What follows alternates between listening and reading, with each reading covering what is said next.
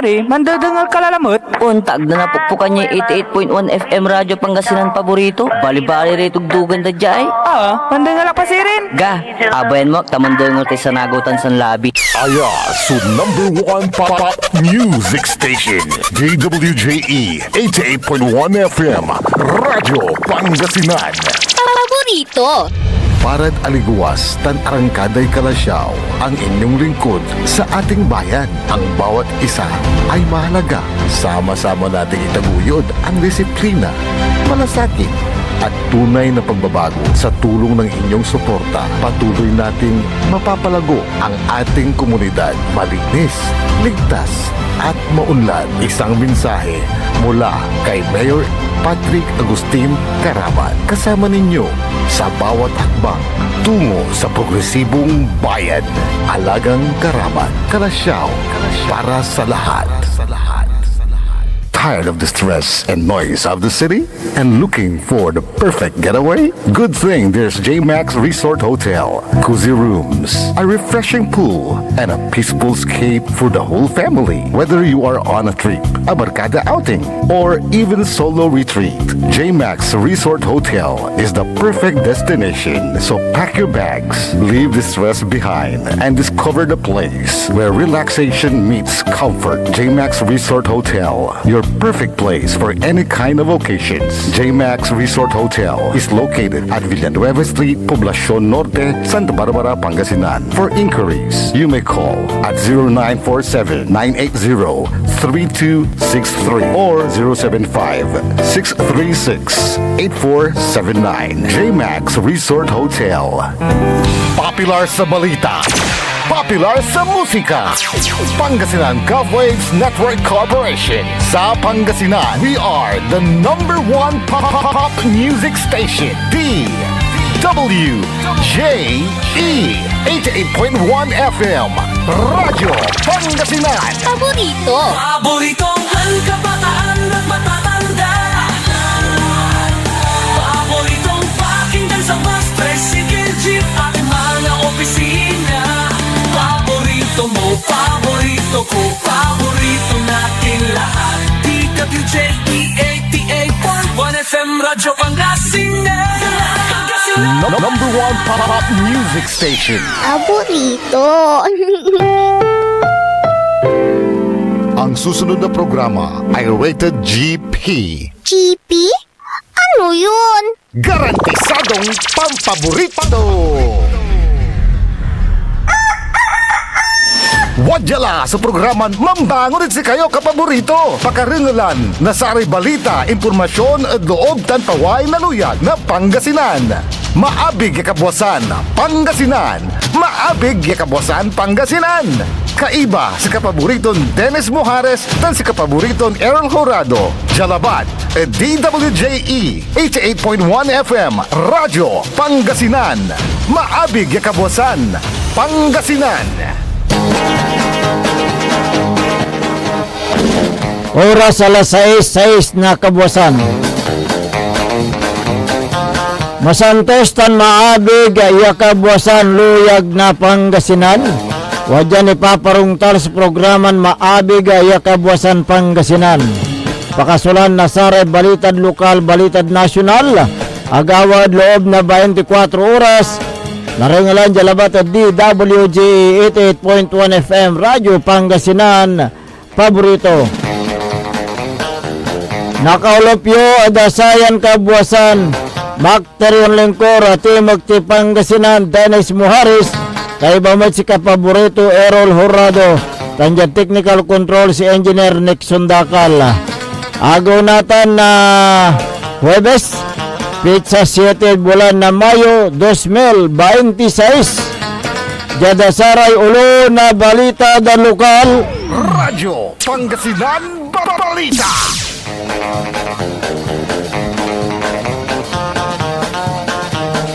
High value individual. Aga katakas. Ted 5 na otoridad. 340,000 piso. Kantidad na Cebu. Asamsam. Radyo Pangasinan Balita. Security guard at tugok at aksidente. Radyo Pangasinan Balita. Managapigar na motorsiklo na aresto liga niya kabatik so kaibato niya at ginawan drug bypass operation. Radyo Pangasinan Balita. Balulaki nalnarad ilog inatay. Radyo Pangasinan Balita. Unda pagtayo dasar ulo na balita da national. Radyo Pangasinan Almusal Balita. Pundon 500 million nan Marcolita silipon na Senate Blue Ribbon Committee. Radyo Pangasinan Almusal Balita. God's will kuno no na-impeach si BP Sara. Radyo Pangasinan Almusal Balita. Total vote ban na ipursige na DOH. Radyo Pangasinan Almusal Balita. Mayorya na NUP pabor yan na impeach si BP Sara. Radyo Pangasinan Almusal Balita. Oras di alas 6:09 na kabusan tanatan wajaray detali ada saray balita da lokal. Radyo Pangasinan Balita.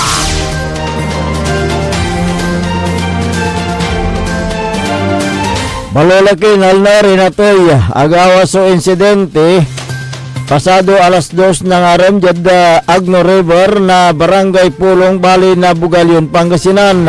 Sa may biktima sumantahon na 35 ang gapoy trabaho residente na barangay Pulong East Abilan Baloy. Unong at investigasyon na pulis sa may biktima mangitutulak na bangkatunya nan si Katoso ni Kuranyas tan na plaga daralim niya pasen pinilit na biktima ay alaon sa bangkatunya bangbalit si Katoso nalerna anong na minor de edad sa biktima ay si Katoso nalilinor kanyan tinawag si Imano na kakanayo na biktima.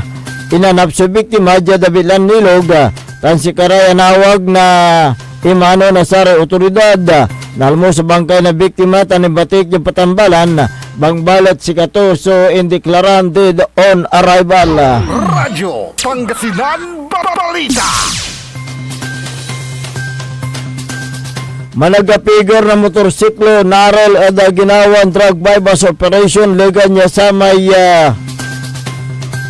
kaibato niya so akabatik ada ginawan na operasyon na oras na alas 6 ng aram barangay Pugon Buha Bali na Aguilar, Pangasinan sa may narol ya suspect samantao na 28 laki awalaan nasawa maging kayarian na talyer residente adabilan lugar ligan niya sa may kaibato niyan laki so residente mat na barangay poblasyon na dabilang Baloy yan si Katoso kabatik saray pulis personnel jad pangidaulo ng pulis Major Ryan Taminaya Hepe Aguilar Police so nanggawa na bypass operation siya na sa may pakakumpiska nasa kaya hit shield transparent plastic sa siya tan sa kaya not tied plastic yan ang karga na Cebu wala na 35 gramo mambili na 238,000 piso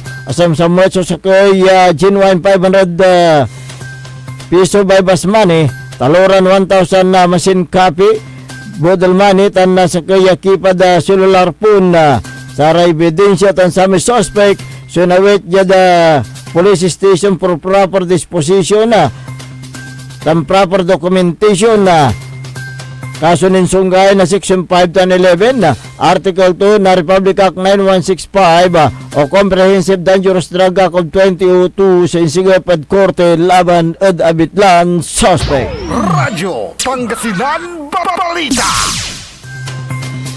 Pinatulogan niya ibabatik yung patambalan sa security guard kasumparan niya na aksidente dyan bali na Bimali, Pangasinan agawa sa aksidente pasado alas 4 na palbangon diad barangay Kamaloy, David Lambaloy. Unang investigasyon na pulis, akalugan ng motorsiklo sa 31 anyo siya biktima na laki na nakasabila David Lan lugar ng kalaot-laad palikon na pasen abangga napapasabin pick up laputsatan niyang kagawa ni basiba sa biktima singigan na sa may impakagamorto niya na sugat diad ng pasen na laman tampol yung batik yung patambalan sa bilang biktima bang balit si Katuso indiklaran dead on arrival.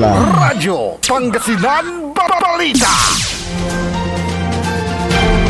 High value individual yawalad listaan na otoridad sa sakote kaya rin na sinukisok na pulis Alamino City yada koordinasyon na Philippine Drug Enforcement Agency PDEA Regional Office 1 so abong na suspect pasado alauna na ngarom yada di Guzman Street Barangay Palami sa dabilan na syudad sa may suspect samantao na 48 laki awalaan asawa residente na bitlan lugar. Sinukisok sa buong na suspect based search warrant yung pa-accept na korte makalanor at pangyamot na illegal ya druga akumpiska at buong na suspect so siya meron na pirason head-shelled transparent plastic sachet yan ang karga na Cebu wala na bulaton na 50 gramo mambili na 340,000 piso tan sa kaya improvise sa glass water pipe yawalaan na Cebu residue sa abilan na suspect tan sa ebidensya sinawit yung police station for proper disposition kaso ninsungay na section na 51011 article 2 na Republic Act 9165 o comprehensive dangerous drug act 2002 sinsiga pag korte laban at abitlan suspect. Radyo Pangasinan Balita.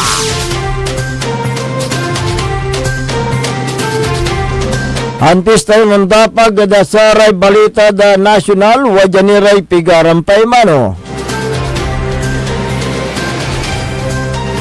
Ang inyong official summer station. Ito po ang DWJE 88.1 FM Radyo Pangasinan. Talagang summer ang saya-saya dito sa Pangasinan. Halina na mula Lingayen Beach, saya di mapantayan. Kasama barkada, buong pamilya. Summer ang saya, oh oh, Pangasinan, sigaw ang dugo. Init at saya, sabay-sabay nating maranasan. Radyo Pangasinan. Your fun under the sun summer station. Summer ang saya. Looking for a place where comfort meets flavor? Welcome to Cafe Medardo, nestled inside Coras Manor and Garden in Mapandan, Pangasinan. Your cozy escape just off the town's heart.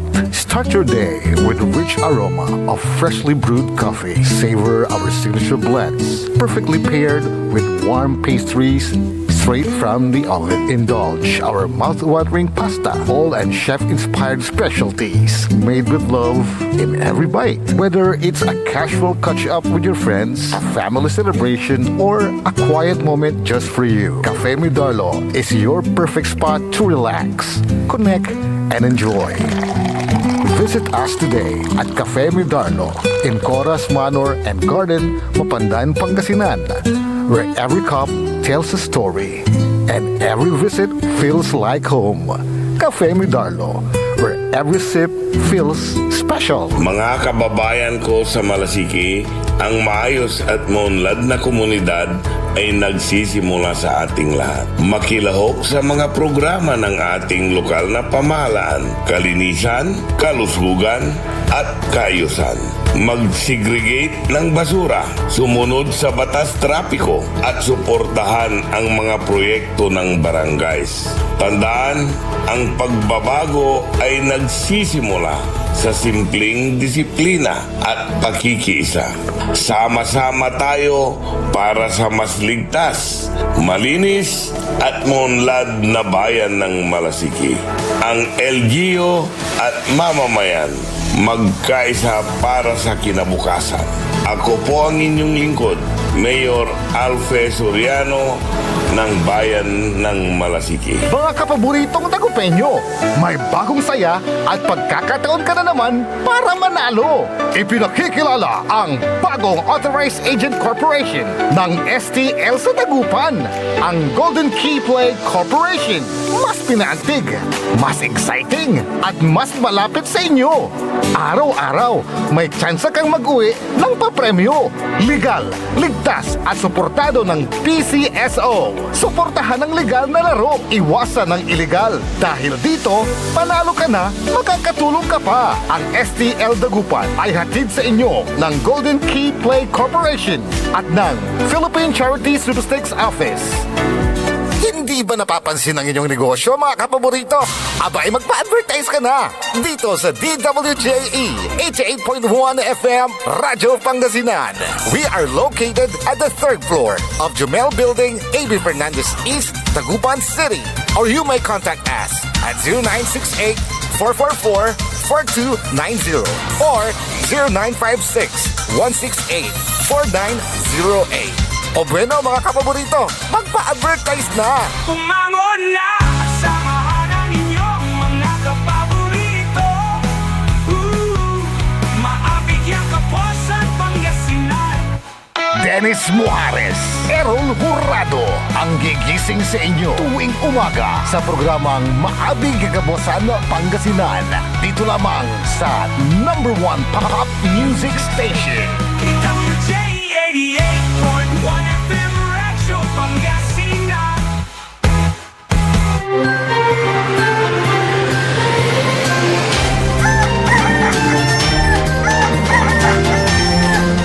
Radyo Pangasinan, Almusal, Balita. Alas 6:20 na po ng umaga, 6:20. Ako po ang inyong kapaborito, Kuya Errol Jurado. At narito na po ang detalye ng ating mga pambungad almusal balita ngayong araw ng Thursday. Radyo Pangasinan, Almusal, Balita. Balak silipin ng Senate Blue Ribbon Committee na pinamumunuan ni Senate President Pro Tempore Panfilo Lacson ang mga proyektong pinondohan ng 500 million pesos na sinasabing allocable o inilaan kay Senador Rodante Marcoleta noong miyembro pa siya ng House of Representatives. Natanong si Lacson tungkol sa sulat kamay na iniwan ng namayapang si dating Public Works Secretary Catalina Cabral na nagsasabing nag-allocate ng 500 million pesos para umano sa proyekto ni Marcoleta. Ang nasabing sulat ay ipapasa umano sa Office of the Ombudsman. Agad na nilinaw ni Lacson na hindi maituturing na illegal ang allocables kahit pa hindi ito maituturing na tama o proper. Sinabi ni Lacson na nagiging problema kung ang proyekto ay hindi talaga ginawa o isang ghost project o kaya ay sinadyang ibaba ang standard para mas malaki ang kita ng contractors. Bagaman at hindi direktang tinukoy ni Lacson si Marcoleta, ikinuwento ni Lacson ang pagpaparating sa kanya ng mga kongresista na kasapi ng Commission on Appointment na may isang kongresista ang nambukol sa kapwa mamabatas noong kinumpirma si dating DPWH Secretary Manuel Bunuan. Dinagdag din ni Lacson na 1.5 billion pesos ang hinihingi na halaga ng proyekto ng 12 mambabatas na kasapi sa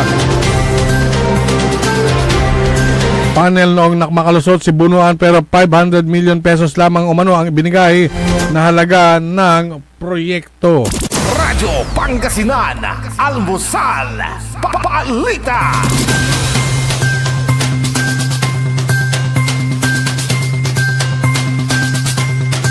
Samantala, inatasan ng Energy Regulatory Commission o ERC ang lahat ng distribution utilities sa bansa na suspindihin muna ang power disconnections o disconnections ng linya ng kuryente sa bansa sa loob ng 3 buwan at magpatupad ng iba pang mga pamamaraan upang maprotektahan ang mga electric consumers.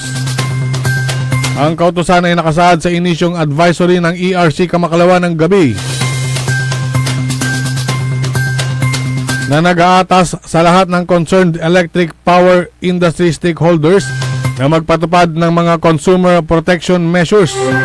Kabilang sa mga pamamaraan na ipinag-utos ng ERC ay ang pansamantalang pagsuspinde sa disconnection ng linya ng kuryente ng residential at non-residential consumers sa kanilang captive market na bigong makapagbayad ng electricity bills mula ngayong buwan ng Mayo hanggang Hulyo 2026. Ipinagutos din ng ERC ang pagpapatupad ng flexible payment options at extension sa pagpapalawig ng payment schemes sa distribution utilities. Inaatasan din ng ERC ang mga distribution facilities na magsumite ng compliance report sa naturang direktiba sa ilalim ng abiso sa loob ng 30 araw o hanggang August 30. Radyo Pangasinan, Almusal, Papalita.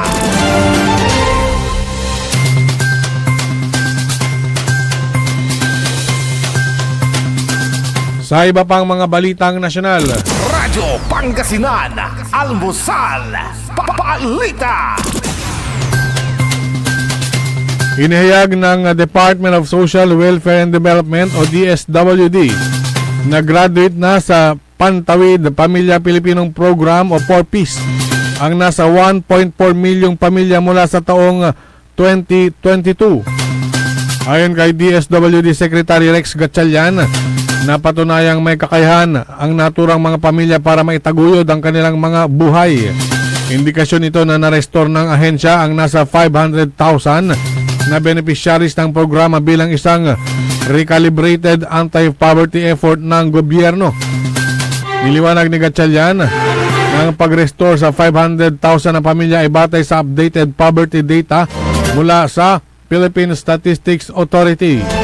Aniya ang bilang ng 4Ps beneficiaries ay dating nasa 4.4 milyong pamilya at mula rito ay nag-graduate ng 1.4 milyong pamilya dahil gumanda na ang kanilang buhay at wala ng mga anak na pinapaaral. Paliwanag nito, ang beneficiary selection sa 4Ps ay batay lamang sa PSA surveys at walang endorsement mula sa mga local officials. Sa ilalim ng 4Ps program, ang mga qualified families ay tatanggap ng conditional cash grants para sa pag-aaral ng mga anak at healthcare, kabilang na rito ang pagpapabakuna at pagtungo sa health centers. Ang bawat 4Ps beneficiaries ay tumatanggap ng 3,500 pesos depende sa kanilang pagsunod sa mga kondisyon ng programa. Radyo Pangasinan, Almusal, Papalita.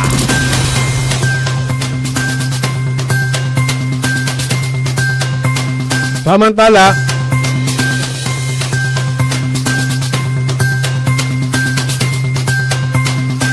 naniniwala si Vice President Sara Duterte na ang Diyos ang may kagustuhan kung tuluyan siyang ma-impeach sa puwesto.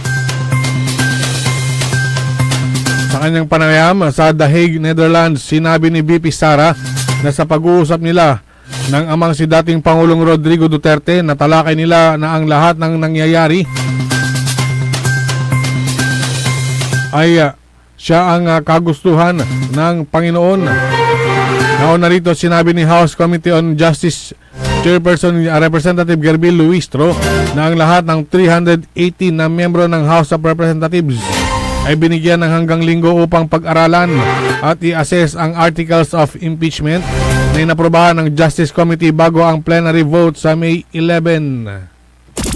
Radyo Pangasinan, Almusal, Papalita.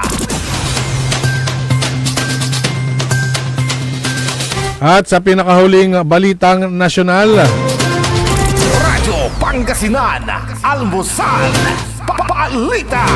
isinusulong ng Department of Health o DOH ang total ban laban sa vape. Sa ilalim nito, tuluyan ng ipagbabawal ang paggamit ng vape. Bunsod na rin sa panganib na dulot nito sa kalusugan ng taong gumagamit. Ayon kay DOH OIC Director Dr. Dominic Madumba, sakali naman umanong hindi posible ang total ban, ay dapat na magpatupad na lang ng restriction dito. Inukoy ni Madumba na dapat ay gawin itong plain tobacco na lamang at huwag nang magkaroon ng iba't ibang flavor upang hindi mahikayat ang mga kabataan na gumamit nito.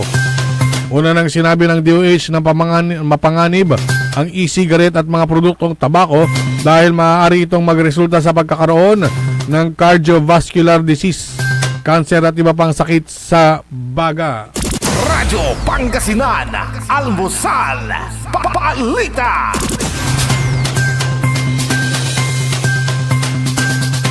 At sumayin ang ating mga pambungad. Mga almusal balita ngayong araw ng Thursday. Oras po natin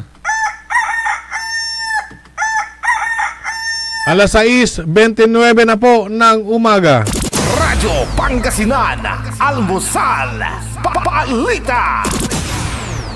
Ang puta-putang Iran balita. Huwag niyo kong subukan. I am sorry. Kung walang kurap, walang mahirap. My God, I hate drugs. Mahiya naman kayo sa inyong kapwa Pilipino. Ang puta-putang Iran sunata. Dame yung Son ang puta-putang Iran impormasyon.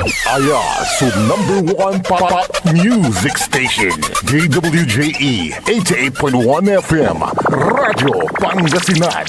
Paborito. Looking for delicious food you can trust for any occasions? Discover the taste of Genlicious Food Service. From everyday meals to grand celebrations, we serve home-cooked goodness with restaurant-quality flavor. Indulge in their best sellers, perfect for birthdays, anniversaries, meetings, and family gatherings. Let Genlicious Food Service take care of your food so you can enjoy every moment. Prepared with care, made with quality ingredients, and served with love. Every bite is worth it. Order now. Message Delicious Food Service on their FB page or call 0954-463-5305. Because with Delicious, great taste meets their value. Delicious Food Service. We cook, you celebrate. Hindi ba napapansin ang inyong negosyo, mga kapaborito? Abay, magpa-advertise ka na dito sa DWJE 88.1 FM Radyo Pangasinan.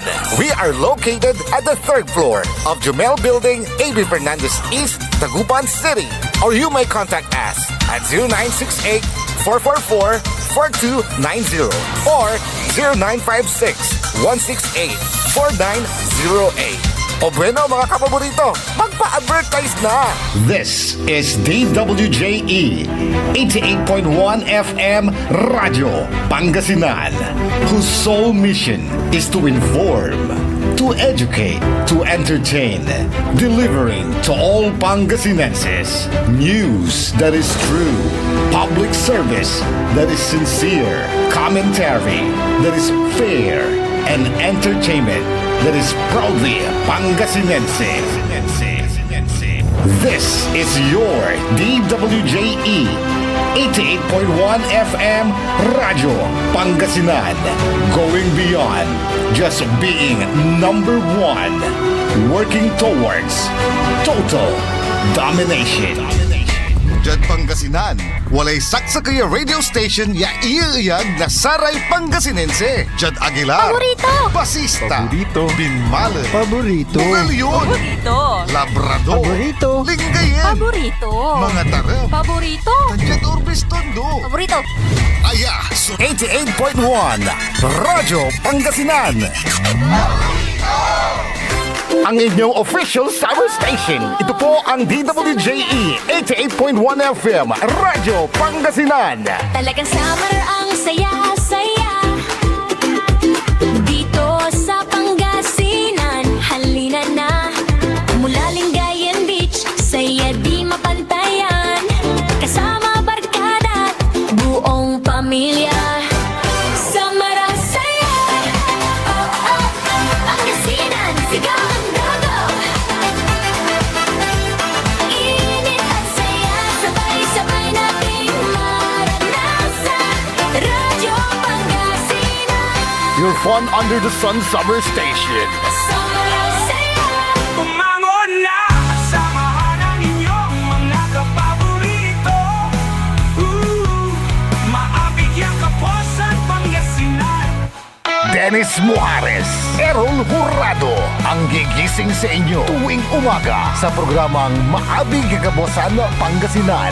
Dito lamang sa #1 Pop Music Station. WJ 88.1 FM Radyo Pangasinan. Oras alas 6:33 ng umaga sa pagpapatuloy ng ating palatuntunan na Maabig ay Kabuwasan Pangasinan. Ang inyo pong makakasama sa umagang ito. Good morning Pangasinan, Maabig Yakabosan. Ako po ang inyong kapaborito, Kuya Errol Jurado. Macterion Lingkor at Timogti Pangasinan, Dennis Muharis. At kasama din natin dyan sa may technical control ang nag-iisang pugi sa puso ni Madam Charis, Engineer Nixon Dakal. Araw po ngayon ng Huwebes, 7 sa buwan ng Mayo 2026. Samahan nyo kami sa pagtalakay sa mga mainit na issue ngayong umaga. Kung meron kayong mga gustong iparating na mga hinaing, mga reklamo, mga suggestion, opinion, reaction, mangyari lamang po tumawag o mag-text sa ating smart number 0939-100-9931 o kaya 0927-974-2784. At sa atin pong Facebook at YouTube, DWJE 88.1 FM Radyo Pangasinan. Ayan. O magandang umaga sa mga maagang masugid nating taga-subaybay. Thank you. Nakatutok na sila sa ating palatuntunan. At siyempre ay yung mga maagang gumigising, lalong-lalo yung mga magsasaka, mga mangingisda, at ganun din yung mga papasok sa kailang mga trabaho. Yung ating mga kapaborito dyan sa may mga public market. Ayan, Yan, oo. napakaaga po nila. Speaking of public market, magandang umaga dyan sa may public market ng Mapandan. Marami tayong tagapakinig dyan. Dala-dala nila yung kailang transistor radio.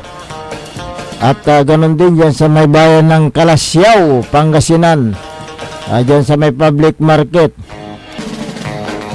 Na talaga namang araw-araw nakatutok sila sa ating himpilan, sa ating programa. Dahil minsan nung nasa harap ako ng municipal building, may tumawag sa akin hindi ko naman kilala. Yung pala nanonood sa kanyang Facebook Live. Yung iba namang mga kapaborito natin sa kanilang mga radyo, mga transistor. Kaya nga Sa mga sasakyan. Thank you very much po. good morning sa inyo. May mga barangay officials na nag-name drop ng isang mataas na opisyal na walang pahintulot ang ginamit nilang pangalan. Kahit na walang utos, sinasabi nila, utos ni ganito. Ngayon, yan ang barangay official na ang mukhang bibig ay mataas na opisyal sa kanilang bayan. Parang ganon. Ang name dropping ay isang, kumbaga, may tawag tayo, offshoot. Sa palakasan system. Na matagal nang umiiral sa pamahalaan tulad ng isang punong barangay. Diyan sa diyan sa bayan ng Kalasyaw meron. Meron yan ang bukang bibig nakatuon sa pangalan ng isang mataas na opisyal. Ang sinasabi mo yata yung punong barangay na yung kapitan na mahilig gumawa ng illegal na ang sangkalan niya ay ang isang opisyal upang makagawa ng mga hakbang kahit alam ni kapitan na pinagbabawal ng batas ang illegal na gawain. Parang ganun yun Anong klaseng illegal kaya ito?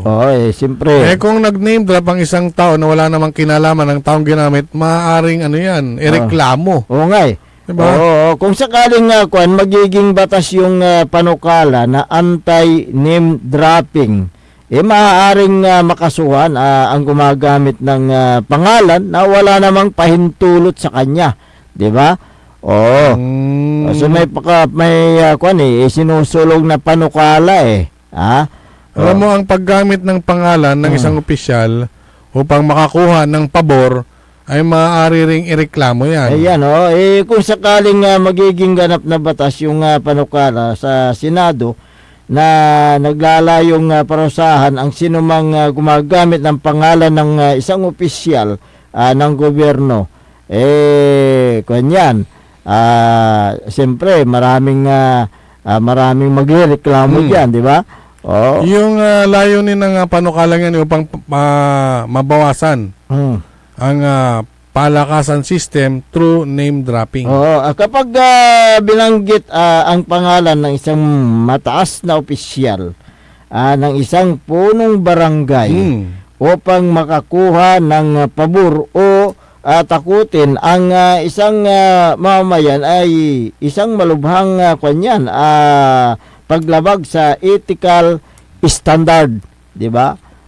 Sa ilalim ng RA 6713, Code of Conduct and Ethical Standards of a Public Officials, malinaw sa batas na ang opisyal ng barangay ay naasahang maging tapat, walang kinikilingan at siyempre yung makatarungan. Despite the fact na sila ay binigyan ng mandato upang maglingkod ng tapat at tama, dapat na iyan sana ang dapat nilang ipairal sa kanilang mga barangays. Ang name dropping ay siyempre paglawag na rin niya sa sinseridad at paggamit ng posisyon para sa sariling interest.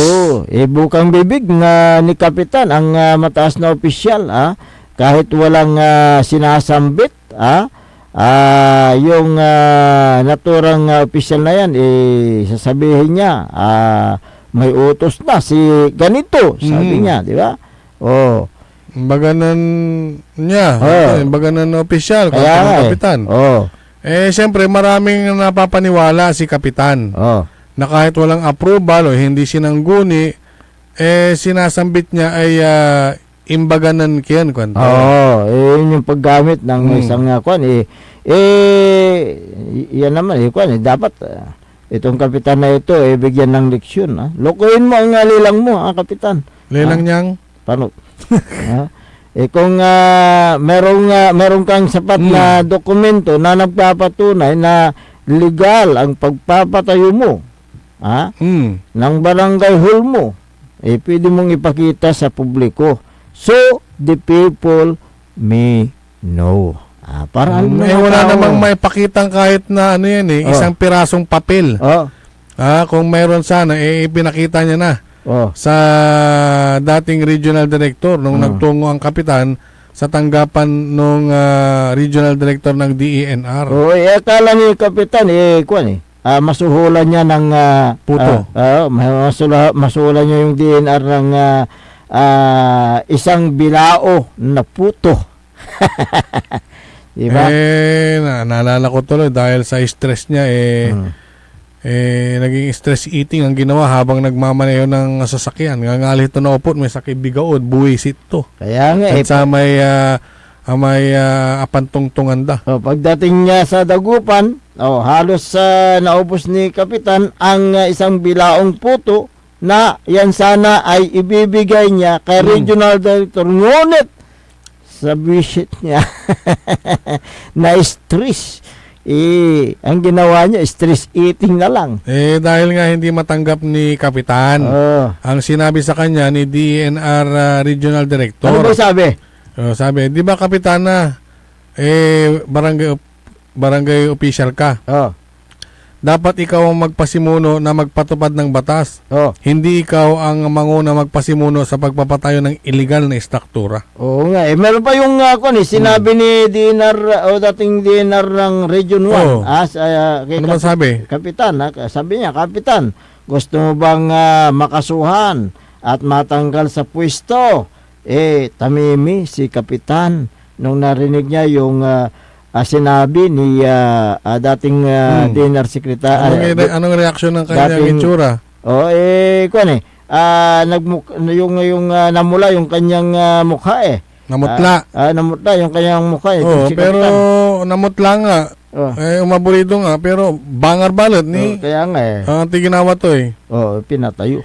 Hindi sinunod ang payo ng dating DENR Regional Director. Ipinagpatuloy pa rin ang construction ng barangay hall. Sa ibabaw ng creek. Kaya nga eh. So, bakit kaya gustong-gusto ni Kapitan ang illegal? Kapaborito i-rule. Ako ang tatan. Ha? Kung akin at impaso tutay illegal. Kaya nga eh. Yun ang kwan dyan eh. Tanong ng ating mga kabayan. Bakit gusto niyang illegal? Illegal structures. Illegal lang driving. Illegal entry. Illegal entry. Illegal entry of other husband. Sikamot. Di ba? Kaya nga kuan bistado yung kapitan na yan eh. Na talagang sabi nila mahilig sa illegal yan eh. Ang problema kasi binoto ng ng kanyang mga kababayan. Kasi hindi pa nga alam yung mga ganyang noon. Hindi pa nabisto. Hindi pa nabisto. Ngayon nabisto na lahat yung kanyang tinatago. 'Di ba? Huling-huli ka. Kaya hanggang sa may makin pamilya at una alma. Kaya nga So, yun ang kwan dyan, yun ang problema dyan sa barangay na yan. Ang ginagawa ng kapitan na yan, shortcut. Kahit na bawal, pinipilit niya. Di ba, totoo yun, kapitan. Totoo na ikaw ay nagtulong. Merong kaninang issue ng bandang una natin. Name dropping. Bakit ngayon iba na yung issue mo? Hindi, kasi yun din ang yun na name drop ng mataas na opisyal sa bayan. Kung sinong kapitan yan. Na kunting kibot. Yun din yung bukang bibig ng kapitan na yan eh. Yun yung sinasambit niya palagi. Ang tanong, sa kakabukang bibig niya nakabubuti ba? Hindi. Sa kanya at doon sa binabanggit niyang opisyal. Hindi. Hindi mabuti, hindi maganda yung ganyan na gawain ng isang opisyal pa naman. Ibinoto ka ng taong bayan para maglingkod ng tama. Paano ito kasabit sa may in-name drop to opisyal siyempre, ang kutan imbaga, kanto may sakay opisyal siguro, aga nababaingan man may non-name drop. Ang kapibahintot, makapala mo yung mukha, makapala natin yung mukha Konting kibit, name drop.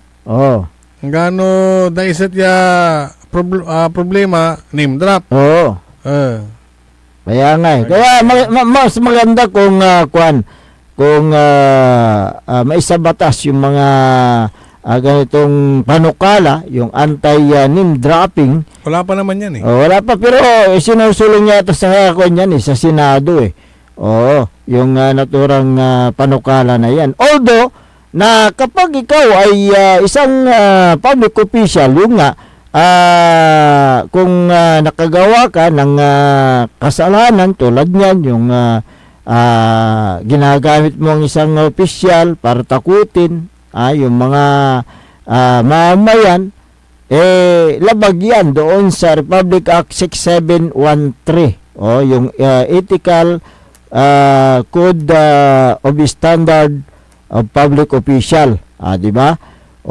Hindi maganda na tignan yung mga ganyan na estilo ng ilang mga elected official, lalo na ikaw ay ibinuto ng taong bayan para maglingkod ng tama, na hindi gagawa ng mga kasamahan sa iyong barangay, di ba?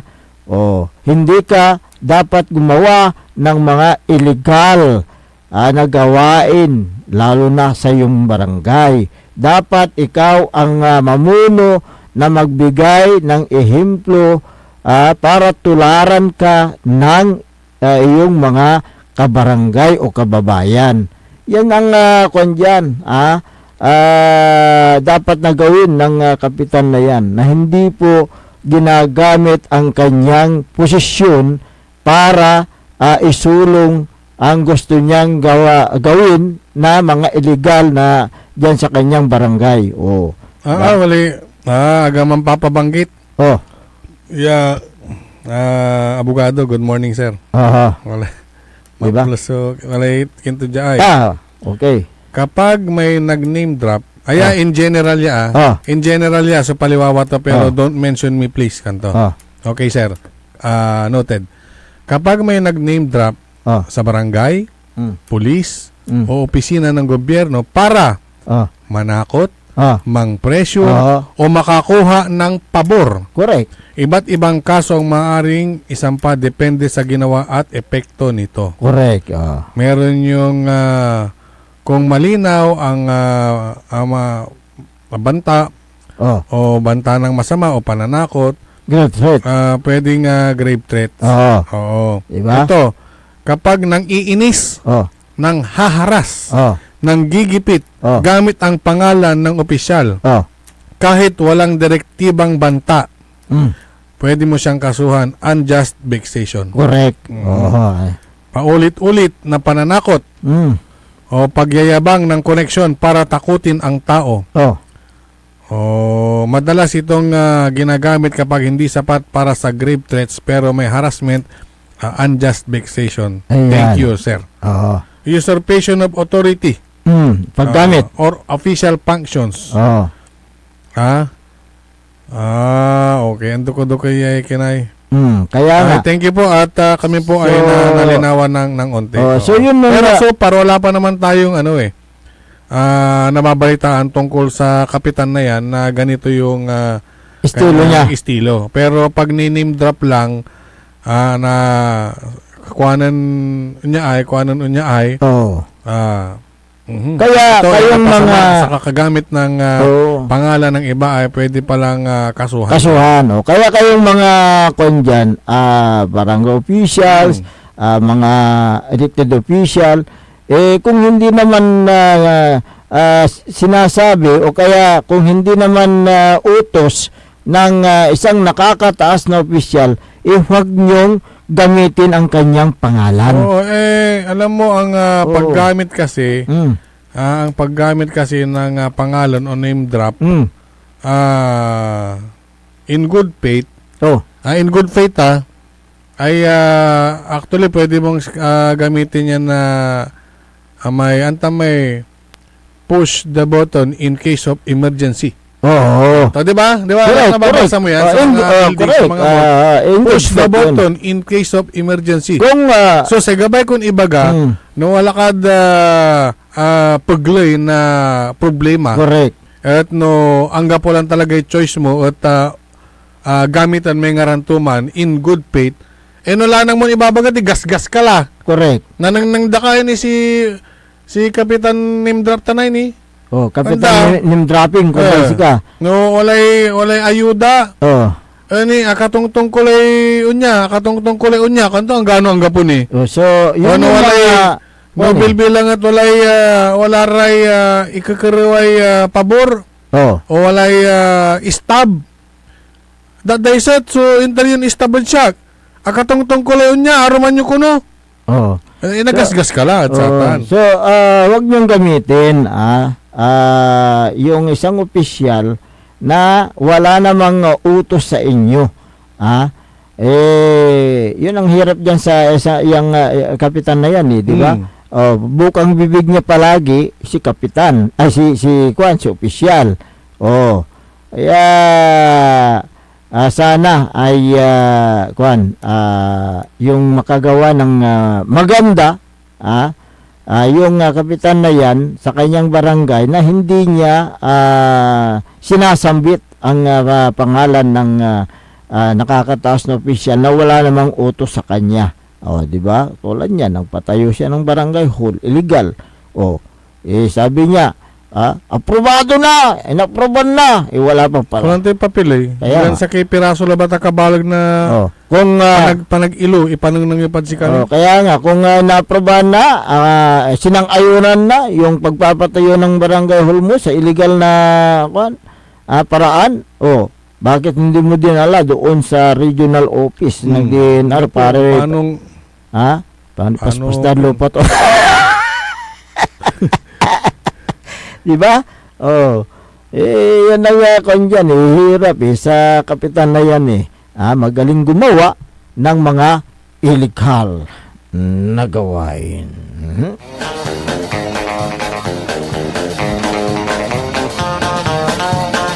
Wala po kaming kwan dito binabanggit na pangalan, pero pag ikaw ay nakiliti sa kilikili mo, maglit. Nakiliti sa kilikili.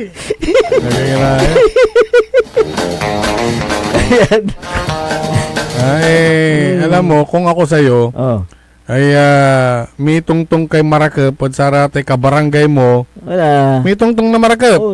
Tang piano, idanda kay pabor, na walay nandunit na dalin ditan Correct. Ang taimbang dalaya si Ken, si Kapitan. For the meantime, manaliw kayo may container van, gagawin nyo opisina, ang ganduara, pantapuan nyo, mamaliwa, kinlatan, barangay hall. At least, no pinaalis da kayo, magangganan alsaan. Diba? Wala kang loob na container mo, Kapitan. Kalog. Saragton, ulugan ka patagay. Kidding aside, saragton ialis-alis. Correct.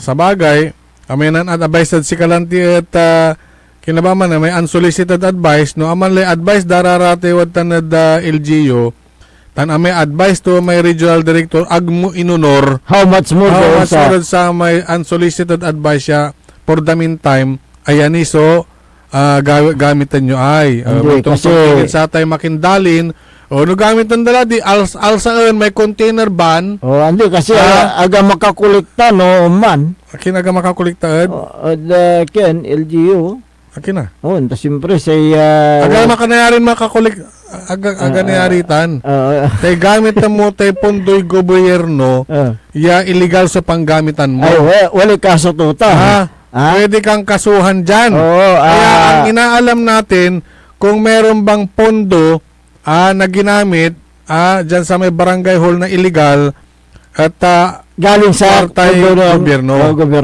Naantan, tayutan. Paglabag yan sa another na naman yan.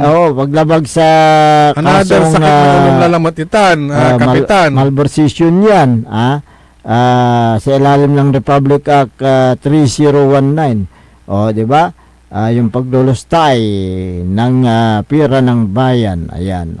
So, yun po ay ating sisilipin at tignan mabuti yung issue na yan dahil illegal nga yung pagpapatayo ng barangay hall.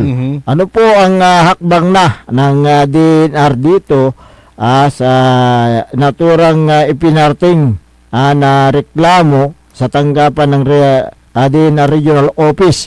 Kung walang walang hakbang ang Regional Office, dalhin nyo doon sa Central Office ng DNR. O kaya, dalhin nyo doon sa Department of the Interior and Local Government, sa opisina ni Secretary John Vic Remulla. Di ba? Dalhin nyo yan kasi malinaw na nilabag ng kapitan na yan ang nasa batas na bawal ang magpatayo ng anumang struktura sa easement o sa mga creek, di ba? Bawal po yan. Bakit niya pinagpilit yung kanyang kagustuhan? Dalatan na idinay tawatan la na nang lagagamit pala. Kaya ang importante dyan ay kayong mga taxpayers sa Barangay Banawang.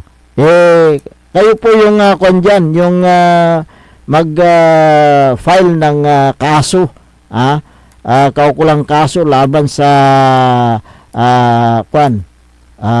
naturang punong barangay na mali yung kanyang ginagawa, illegal ang kanyang ginagawa sa kanyang barangay.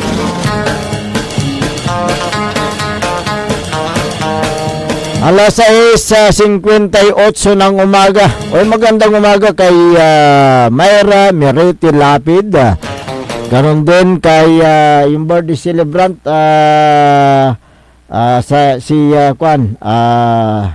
Jimwell Bauson Dilyun, anak ni Tina Dilyun dyan sa may Kalasyaw, Pangasinan. Magandang umaga. So sana Bunggarbos naman magandang umaga, at kay Lolo Orpilia. Ganoon din kay Mar Pascua, magandang umaga. Sa aming pagbabalik, talakayin din natin itong problema ng mga sugarcane industry. Asukal. Yung mga nagtatanim ng mga tubo. May unas siya tatawagin da. Di ba, Kin? Mahilig ka mga ngatadsatan? Ay, siya na po lang taking, ipungkod sa Di ba, panapatibay ng ipon kunutan? Kaya yan po ay tatalakayan natin makalipas lang po ng ilang paalala. Ang puta-putang Iran Balita. Huwag niyo kong subukan. I am sorry. Kung walang kurap, walang mahirap. My God, I hate drugs. Mahiya naman kayo sa inyong kapwa Pilipino. Ang puta-putang Iran Sunata. Dame yung San ang puta-putang Iran Impormasyon. Aya sa #1 pop music station. DWJE 88.1 FM. Radyo Pangasinan. Paborito. Parad aliguas, tan arangkaday kalasyaw, ang inyong lingkod sa ating bayan. Ang bawat isa ay mahalaga. Sama-sama nating itaguyod ang disiplina, malasakit, at tunay na pagbabago. Sa tulong ng inyong suporta, patuloy nating mapapalago ang ating komunidad. Malinis, ligtas, at maunlad. Isang mensahe mula kay Mayor Patrick Agustin Caraman. Kasama ninyo sa bawat hakbang tungo sa progresibong bayan. Alagang Caraman, Kalasyaw, para sa lahat. Tired of the stress and noise of the city and looking for the perfect getaway? Good thing there's JMax Resort Hotel. Cozy rooms, a refreshing pool, and a peaceful escape for the whole family. Whether you are on a trip, a barkada outing, or even solo retreat, JMax Resort Hotel is the perfect destination. So pack your bags, leave the stress behind, and discover the place where relaxation meets comfort. JMax Resort Hotel, your perfect place for any kind of occasions. JMax Resort Hotel is located at Villanueva Street, Poblacion Norte, Santa Barbara, Pangasinan. For inquiries, you may call at 0947-980-3263 or 075-636-8479. JMax Resort Hotel. Mga kababayan ko sa Malasiki, ang maayos at maunlad na komunidad ay nagsisimula sa ating lahat. Makilahok sa mga programa ng ating lokal na pamahalaan, kalinisan, kalusugan, at kaayusan. Mag-segregate ng basura, sumunod sa batas trapiko, at suportahan ang mga proyekto ng barangays. Tandaan, ang pagbabago ay nagsisimula sa simpleng disiplina at pakikiisa. Sama-sama tayo para sa mas ligtas, malinis at maunlad na bayan ng Malasiki. Ang LGU at mamamayan magkaisa para sa kinabukasan. Ako po ang inyong lingkod, Mayor Alfe Soriano ng Bayan ng Malasiki. Mga kapaboritong tagupenyo, may bagong saya at pagkakataon ka na naman para manalo. Ipinakikilala ang bagong Authorized Agent Corporation ng STL sa Dagupan, ang Golden Key Play Corporation. Mas pinaantig, mas exciting, at mas malapit sa inyo. Araw-araw, may tsansa kang mag-uwi ng papremyo. Legal, ligtas, at suportado ng PCSO. Suportahan ang legal na laro. Iwasan ang illegal. Dahil dito, panalo ka na, makakatulong ka pa. Ang STL Dagupan ay hatid sa inyo ng Golden Key Play Corporation at ng Philippine Charity Statistics Office. Hindi ba napapansin ang inyong negosyo, mga kapaborito? Abay, magpa-advertise ka na dito sa DWJE 88.1 FM Radyo Pangasinan. We are located at the 3rd floor of Jumel Building, A.B. Fernandez East, Dagupan City. Or you may contact us at 0968-444-4290 or 0956-168-4908. O bueno, mga kapaborito, magpa-advertise na! This is DWJE 88.1 FM Radio Pangasinan, whose sole mission is to inform, to educate, to entertain, delivering to all Pangasinenses news that is true, public service that is sincere, commentary that is fair, and entertainment that is proudly Pangasinense. This is your DWJE 88.1 FM Radio Pangasinan, going beyond just being number one, working towards total domination. Jad Dagupan, walay saksakay ang radio station ya iyayag nasaray Dagupenyo. Jad Bunuan Binlog, Paborito. Bunuan Bukid, Paborito. Bunuan Gese, Paborito. Kalmay, Paborito. Karae, Paborito. Tanjad Karanglaan. Paborito. Aya, so 88.1 Radyo Pangasinan. Popular sa balita, popular sa musika. Pangasinan Govwaves Network Corporation. Sa Pangasinan, we are the number one pop music station. DWJE 88.1 FM Radyo Pangasinan. Paborito. Paboritong ang kabataan at matatanda. Paboritong pakinggan sa bus, tricycle, jeep at mga opisina. Paborito mo, paborito ko, paborito natin lahat. DWJE 88.1 FM Radyo Pangasinan. Number one pop music station. Paborito. Bumangon na! Samahan ang inyong mga kapaborito. Maabigyan ka po sa Pangasinan. Dennis Muarez, Errol Jurado, ang gigising sa inyo tuwing umaga sa programang Maabig Kagabosan Pangasinan. Dito lamang sa number one pop music station. DWJ 88.1 FM Radyo Pangasinan.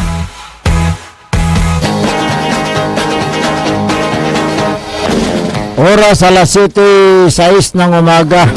Sa pagpapatuloy ng ating palatuntunan, Maabigya Kabuasan Pangasinan. Ang inyo pong nakakasama sa umagang ito, Ako pa rin po ang inyong kapaborito, Kuya Errol Jurado. Mac Terrio Lengcora, Timog Pangasinan, Dennis Muharis. At kasama din natin dyan sa may technical control si Engineer Nixon Dakal. Kung meron kayong mga gustong iparating na mga hinaing, mga reklamo, suggestion, opinion, reaction, mangyari lamang po tumawag o mag-text sa ating smart number 0939-100-9931 o kaya sa Globe number 0927-974-2784. At sa atin pong Facebook at YouTube, DWJE 88.1 FM Radyo Pangasinan. Ayan.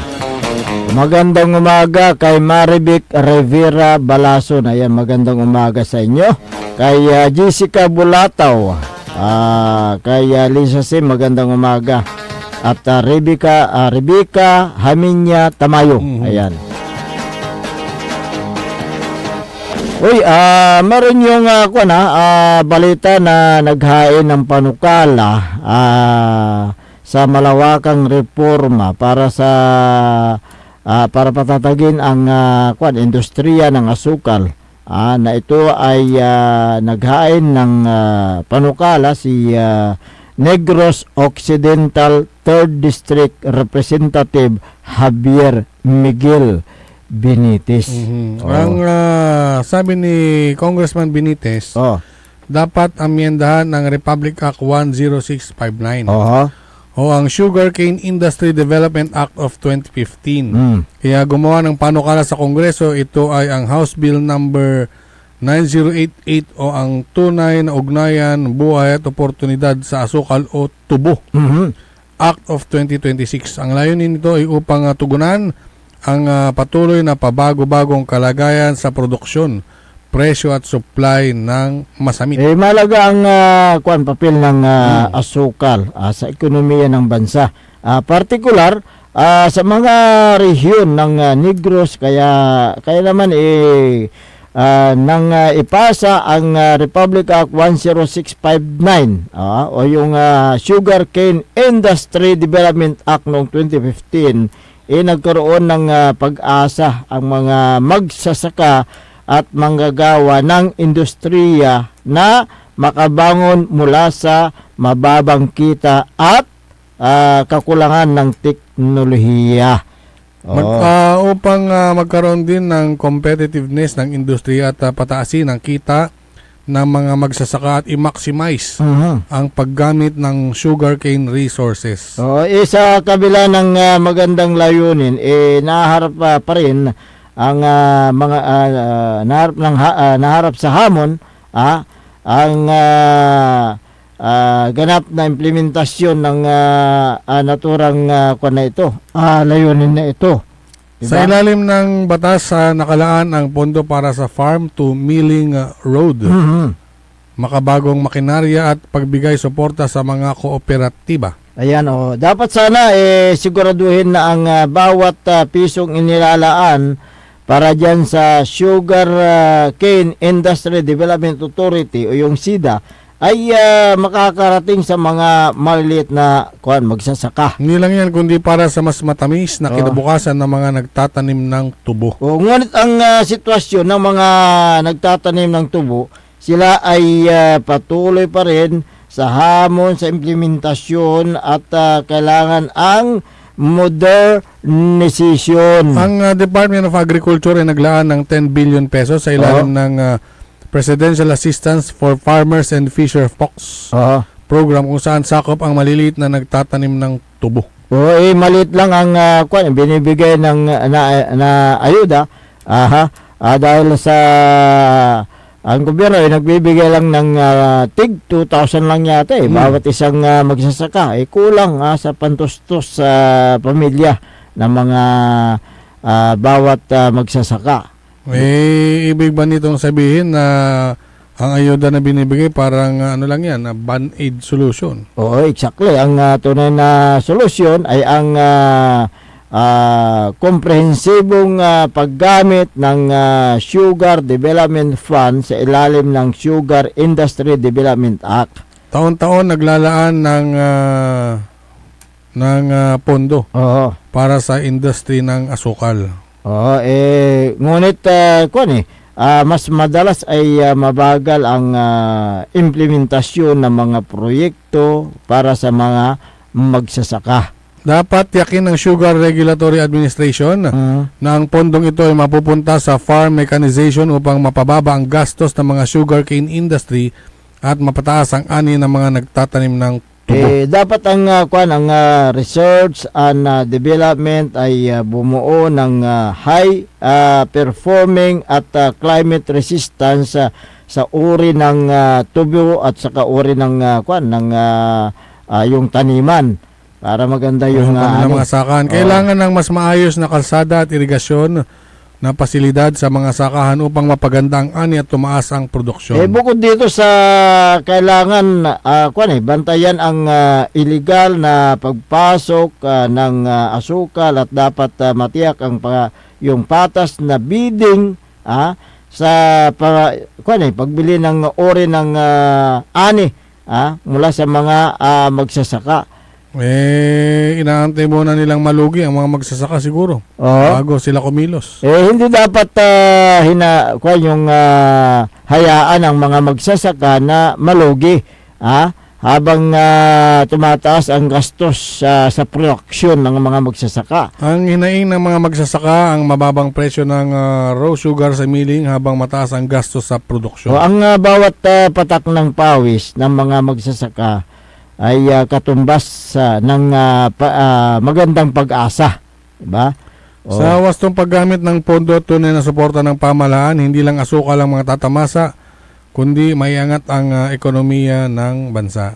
kaya dapat sana ang gobyerno ay tignan nila kung ano yung mga kakulangan sa mga magsasaka para sa ganon maganda yung kailang ani, maganda ang kailang kita na hindi sila nalulubog sa mga utang. Diba? Ikaw ba, Don Dennis, kumusta ang iyong asyenda ng tubo? May asinda ako pero hindi pa tumutubo yung aking tubo. Kaya wala pang tubo ngayon Akala ko, nalulugi ka rin Oo.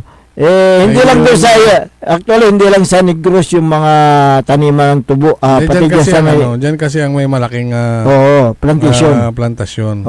Meron din dito sa may Tarlac yung paggawaan din dyan, yung Carrera de Tarlac yata yun hindi ako nagkakamali. Malawak din yung taniman ng tubo dyan.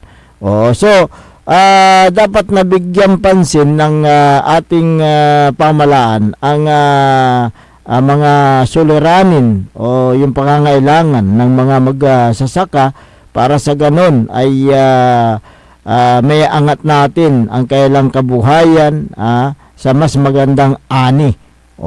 Alam nyo kasi ang magsasaka dyan mumula yung mga pagkain natin, hindi lang pagkain kundi nakakatulong sila sa ekonomiya ng bansa. Kaya't sana hindi yung katiting lang ang binibigay tulad ng mga ayuda na yan, nagiging band-aid solution lang yan. Dapat yung talagang solusyon na makaresolba doon sa kailang yung kailang sakahan, di ba? Yung mekanismo. Dapat na kumpleto sila ng mga makinarya. Ano pa yung mga dapat na kailangan nila? Kasi high-tech na tayo ngayon Subsidy. Subsidy. Yung cash assistance. Yung yung magandang binhi. Sa tubo kasi bahala yung mga magsasaka diyan.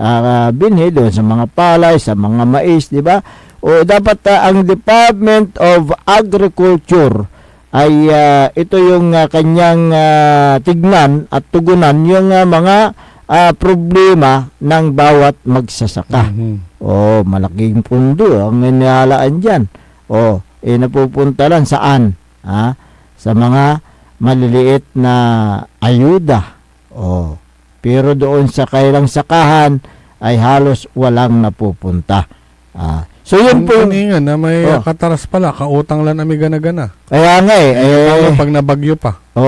Pag nabagyo, siyempre makikita mo na yung magsasaka na sa silong ng mangga na uminom na ng alak, di ba? Naalala ko tuloy yung programa dyan sa Kalasyaw. Ito, ko lang. Maisingit ko lang. Dahil yung mga magsasaka dyan sa Kalasyaw, hindi lang yung life insurance. Pero meron ding insurance yung kanilang mga tanim. Correct. Di ba kung sakaling ano man ang mangyari, hindi naman sa aliwan sa kakaroon mo't ito alay agawad sa may tatanuman da. Kasi kahit papano may makukuha sila. Kasi ang Kalasyaw kasi ay catch basin yan pagdating ng tag-ulan So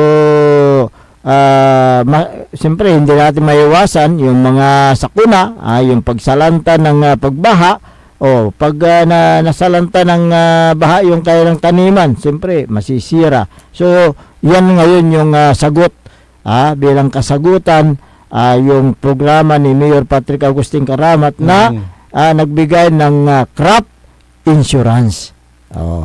Crop insurance. Iba pa yung life insurance ng mga magsasaka. Yung life insurance kasi kung sakasakali na disgrasya yung magsasaka, nalunod. May nangyari sa kanya. Oo, nalunod sa batya. O di kwan, may matatanggap yung kanyang pamilya, di ba? O kung nakagat ng kwan dyan, ng ahas. Kala ko langgam. Oo, pwede rin pag nakagat ng langgam, namatay. O dahil siyempre pagtakbo niya doon sa gitna ng kalsada, nandiyan na pala yung kwan, mabilis na sasakyan o nasagasahan, namatay. So yun yung mga kwan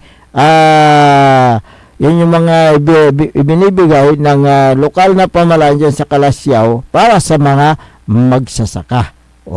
Kaya't napakaswerte nyo dyan sa bayan ng Kalasyaw dahil meron kayong mga leader na tulad ni Mayor Patrick Agustin Karamat na talagang tumutulong sa mga magsasaka at lahat ng mga taga Kalasyaw, diba? Okay. Ganun din doon sa sa Mapandan, ganyan din yung ginagawa ni Mayor Carl Christian Biga na inaasikaso yung mga magsasaka diyan. Binibigay yung pangangailangan ng mga magsasaka para sa ganun ay tataas ang kailang ani, maganda ang kailang kita. Dahil ang Mapandan isa sa mga agricultural town, yung bayan ng Mapandan, Pangasinan. Nandiyan na yung taniman ng palay, taniman ng mais, di ba? Walay kinmunditan, wala ray tatanuman ni maaawang sa tunin kin. Kaya nga may kwan dyan pangalay pambilay. May mga taga ibang rehiyon na pumunta diyan at tumulong, 'di ba, sa mga magsasaka, 'di ba? At siyempre nandiyan din yung tulong mula sa national government. Sila nagbibigay ng tulong para sa mga magsasaka diyan sa bayan ng Mapandan, Pangasinan. Dahil nakita nila kasi ang magandang leadership pamumuno ni Mayor Carl Christian Biga.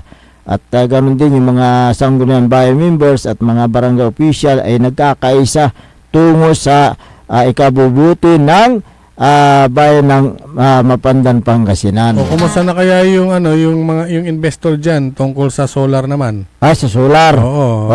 Siyempre nandiyan patuloy pa rin yan. Good news na lamatitan. Nawala ang lalamat na panibagon industry yung hindi pagkakakitaan din magkakaroon ng trabaho yung mga taga diyan sa Mapandan. At mababawasan yung yung konsumo yung binabayaran sa konsumo ng kuryente pag may mga solar, 'di ba? Malaking bagay 'yan, malaking tulong 'yan. So patuloy pa rin yung kailang pakikipag-ugnayan sa proponent ng solar system na yan.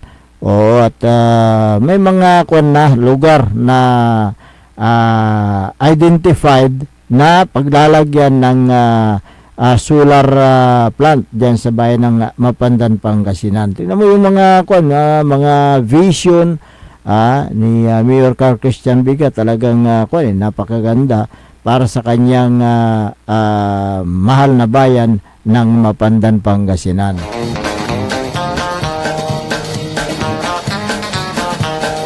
Magandang umaga kay Marlene Varona. Ayan, Marlene Varona. Good morning po, sabi niya. Gawin din kay Helen Ibasan Labarias. Sister Ramos ng Barangay Magkop, Kalasyaw. Magandang umaga. At Merlita Abilia. Elmer Soriano ng Kalasyaw. Silvia Romero, Amads Edio ng San Miguel, Kalasyaw. Magandang umaga. Yung mga nagtatanong pala at nagte-text yung sa may STL Dagupan. Totoo po yun. May sarili pong draw ang STL Dagupan. Ayan, nakabukod po yan sa nakabukod. Iba yung labas ng STL sa Pangasinan, sa syudad ng Dagupan. Kaya yung mga tumataya dito sa lungsod ng Dagupan legal po yung yung Golden Key Play Corporation dahil sila po yung authorized agent corporation na binigyan ng prangkisa mula sa Philippine Charity Sweepstakes Office. Ayan, legal po yan. O sila po ay nakipag-bidding, sila po yung nanalo May sa ano bidding. po, meron pong permit at meron po silang mga dokumento at sinusupervise po yan ng PCSO. At saka mayroong sariling chaliko at ID yung mga kubrador at mga kabus dito sa lungsod ng Dagupan na hindi basta-basta na yung kanilang mga papelitos magaya ng iba. Merong QR code. O pag itinutok mo yung cellphone mo, yung gadget mo, makikita mo yung mga labas.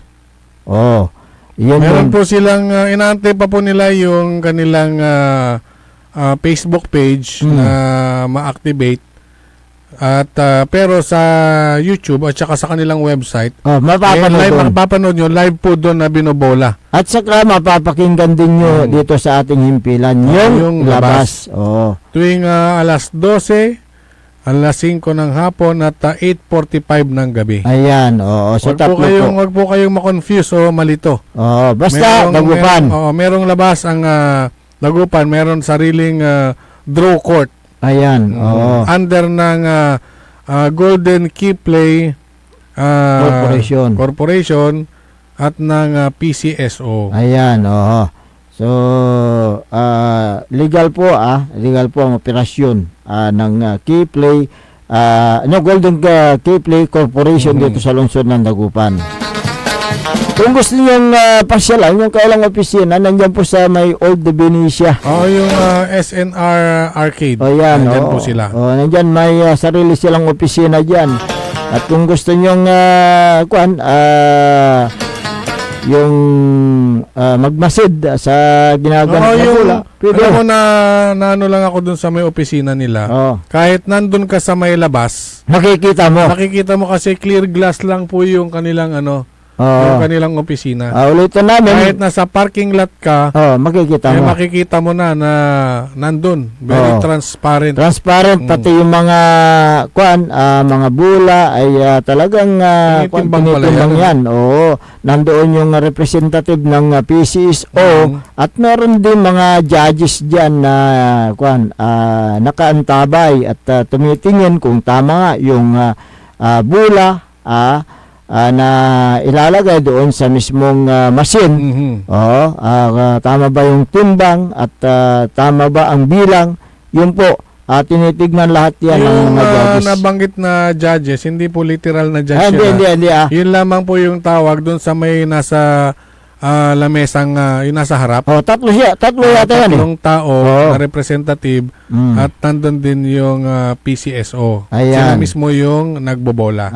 So, ulitin po namin, legal po ang operasyon ng Golden Key Play Corporation. At may sariling labas ang Dagupan. Dagupan Dagupan lang ang Dagupan. Ayan, kasi ang Dagupan ay isang component city. Chartered city.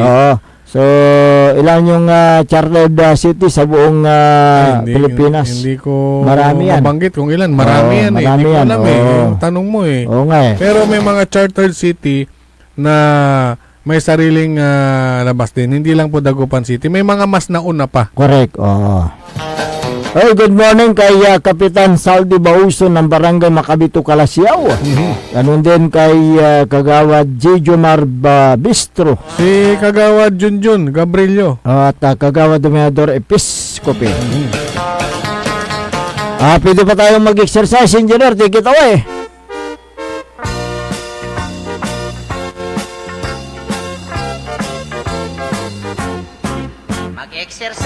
Magandang umaga kay Mayor Patrick Agustin Karamat ng Calasiao. Si Councilor Kyle Gaspar, good morning. Councilor Elias Villaniba. Si Councilor Manny Datwin at saka si Engineer Ben Datwin dyan po sa may Datwin Machine Works. Good morning. Councilor Mike Season. Si Councilor Joe Loresco at saka si Sir Jumil Loresco. Good morning. Si Councilor Habardani Misina. Si SK Federation President Ayay Misina. Good morning. Diyan sa may RM Paran Auto Care Center. Si Sir Reggie Paran. Good morning. At, Tsaka si Ma'am Laxmi. Ayan. Good morning po. Diyan sa may Mayor's Office, magandang umaga kay Sir Bayan, kay Boss Carlo at Madam Marmy, si Sergeant Esteves at Madam Jobeta Apiado Esteves, magandang umaga. Si Harold. Good morning. Gangat. At ganoon din si Arturo Eustaquio, Dado Pidlawan. Uy, Dadu. Ayan. Magandang umaga. At magandang umaga din kay Councilor Generos Flores ng Mangaldan. Si former Councilor Gerald Espesyal. Si Vice Mayor Johnny Cabrera. Good morning. Good morning din kay Joel Calbung Kulok. Si Long Hair. Long hair. At ganoon din kay former Liga President Carlito Dion ng Barangay Bud. Magandang umaga. Si Don Ramon Bautista Sr. Diyan sa may Region 1 Medical Center, si Centennial Medical Center Chief Dr. Joseph Roland Mejia. Magandang umaga. At lahat ng mga kuwan dyan, nakikinig sa Region 1 Medical Center, magandang umaga. Oy, si dyan sa may Malasiki, si Sir Peter Soriano. Good morning. At ganun din, si Mayor Alpi Soriano. Good morning. At yung dalawang councilor, si Councilor